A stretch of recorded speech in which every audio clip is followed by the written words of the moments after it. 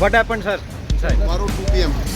आज बहस पूरी होगी। आज बहस पूरी हो गई है। कल 2 बजे इस बात का फैसला है कि जी कितनी सजा उनको दी जाए। जेबीटी घोटाले में पहले ही जेल की सलाखों के पीछे रह चुके हरियाणा के पूर्व सीएम ओम प्रकाश चौटाला एक बार फिर जेल जा सकते हैं।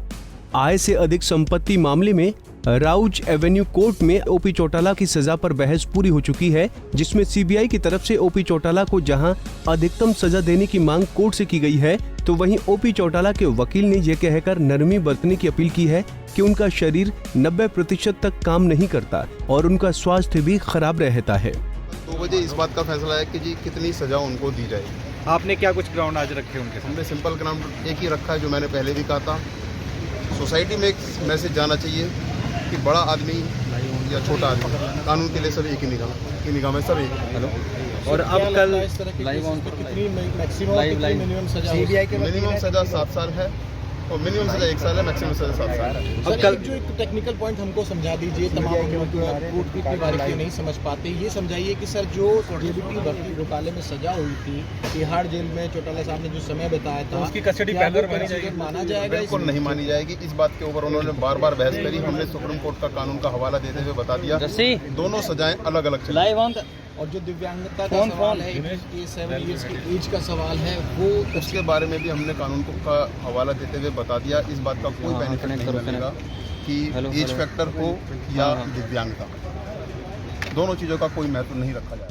सीबीआई के वकील के मुताबिक अब कम से कम 1 साल की सजा होना तो लगभग तय है। अब ये अधिकतम 7 साल तक जाएगी या फिर कोर्ट ओपी चौटाला की हालत को देखते हुए कुछ नरमी बरतेगा, ये तो शुक्रवार को ही पता चलेगा।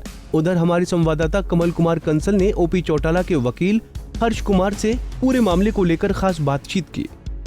आप देख रहे हैं नवोदय टाइम्स पंजाब केसरी टीवी। आय से अधिक संपत्ति के मामले पर पूर्व मुख्यमंत्री ओम प्रकाश चौटाला की को आज रेवेन्यू कोर्ट में आज सुनवाई हुई है और बहस जो है सीबीआई के वकील की तरफ से भी की गई है और उनके वकील की तरफ से भी गई है। हमारे साथ चौटाला जी के वकील हैं हर्ष कुमार शर्मा जी। सर, आज आपकी तरफ से क्या दलीलें जो है कोर्ट के अंदर रखी गई है? आज कोर्ट के अंदर 3 इशू पर बहस होनी थी। एक, मेरे को सज़ा कितनी दी जाए और क्या मेरे पास कोई ग्राउंड है जिससे मैं सज़ा कम से कम ले सकूं। दूसरा, फ़ाइन कितना करा जाए। तीसरा, मेरी प्रॉपर्टी क्या अटैच होनी ज़रूरी है। तो हमने तीनों इशू पे बहस करी। हमने ये बताया जज साहब को कि आप प्रॉपर्टी की अटैचमेंट का में जो सेक्शन है उसमें वर्ड में है, आप कर भी सकते हैं और आप नहीं भी कर सकते।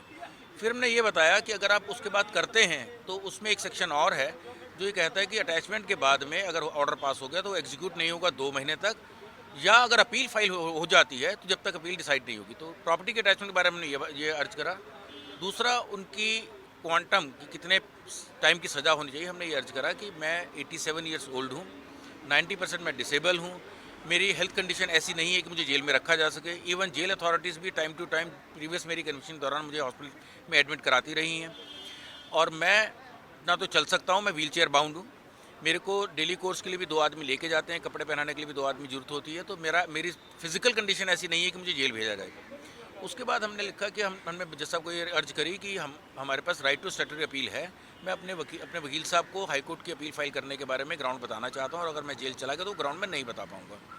उसके बाद हमने ये भी कहा कि मैं ऑलरेडी इस केस में अप्रॉक्सीमेटली 2 इयर्स कस्टडी में रह चुका हूँ, तो वो भी कंसिडर करके मुझे कम से कम सज़ा 1 साल की हो तो बहुत अच्छा वो दी जाए।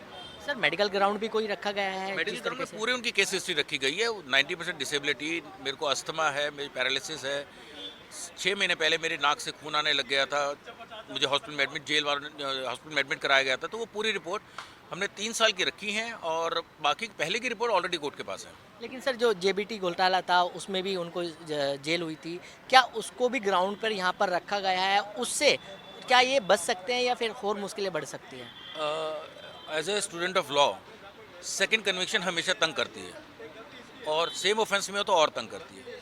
लेकिन बाई फॉर्चुनेटली जो 20 मई 2022 की जजमेंट सुप्रीम कोर्ट की है 3 जजेस की, उसने सेकंड कन्विक्शन को भी रिड्यूस करा, डेथ से लाइफ करा। तो हमने यही अर्ज करा कि जब दूसरे केस के अंदर हाईएस्ट से लोएस्ट कोर्ट दे सकता है तो इस केस में भी सेम होना चाहिए। उसमें भी वो जो मुलजिम को सज़ा दी गई थी डेथ, वो एक ऑलरेडी एक्यूज में मुलजिम था। तो सर, अभी आपके पास कोई ग्राउंड बचता है कि आप इसको लेकर हाई कोर्ट जाएं या फिर? अपील तो फाइल होगी, ग्राउंड्स हमारे पास बहुत हैं, बट इस स्टेज पे बिना जजमेंट की कॉपी हाथ में लिए, बिना अपील ड्राफ्ट करे ग्राउंड बताना मेरे लिए पब्लिक फोरम पे बहुत अच्छा नहीं होगा। तो सर अब अगर बात कल सज़ा होगी, लेकिन जिस तरीके से जो सीबीआई के वकील हैं उनकी तरफ से कहा गया है अगर कम सज़ा दी जाती है तो एक समाज के अंदर एक गलत मैसेज जाएगा, इससे क्या फ़र्क पड़ेगा? इसका आंसर मैंने वही सुप्रीम कोर्ट जजमेंट कोट करके करा कि एम्परर या पियोन अगर जुर्म करता है तो जुर्म की जो सज़ा प्रिस्क्राइब है वही होगी। ये डिफरेंस नहीं देखा जाएगा कि एम्परर को हम सज़ा ज़्यादा दें और पियोन को कम दें, या उल्टा कि पियोन को ज़्यादा दें और एम्परर को कम दें। तो यही एक परसेप्शन है जो नॉर्मल कॉमन आदमी के पास में रहता है। उसको समझना चाहिए कि दो सर्कमस्टांसेस होते हैं, एक सज़ा बढ़ाने का सर्कमस्टांस जिसको हम एग्रेवेटिंग सर्कमस्टांस बोलते हैं, एक सज़ा कम करने का सर्कमस्टांस जिसको मिटिगेटिंग सर्कमस्टांस बोलते हैं। सर अमूमन अगर बात करें जिस तरीके से आय से अधिक संपत्ति के केस होते हैं उसके अंदर कितनी सज़ा जो है वो होती है? ये जज टू जज डिपेंड करता है। मेरे पास मैं कुछ अपीलें ऐसी भी कर रहा हूँ जिसमें सिर्फ 1 साल की सज़ा है, कुछ अपीलें ऐसी हैं उसमें जॉइंट डायरेक्टर सीबीआई को दोषी करार करा गया था। ऐसे भी हैं जिसमें कुल 3 साल की सज़ा है। ये भी चीफ एग्जीक्यूटिव इंजीनियर थे किसी पर्टिकुलर डिपार्टमेंट के, एमसीडी म्यूनसिपल कॉर्पोरेशन दिल्ली के, तो वो अलग अलग है।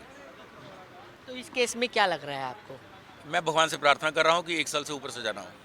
तो बिल्कुल ये थे ओम प्रकाश चौटाला के वकील हर्ष कुमार शर्मा, जिन्होंने नवोदय टाइम्स पंजाब केसरी के साथ खास बातचीत की। दिल्ली से कमल कुमार कंसल, नवोदय टाइम्स पंजाब केसरी टीवी। हमसे जुड़े रहने के लिए हमारे YouTube चैनल को सब्सक्राइब करें और नई वीडियो की नोटिफिकेशन के लिए बेल आइकॉन को दबाएं। अगर आप ये वीडियो Facebook पर देख रहे हैं तो लाइक जरूर करें और ज्यादा से ज्यादा शेयर करें। धन्यवाद।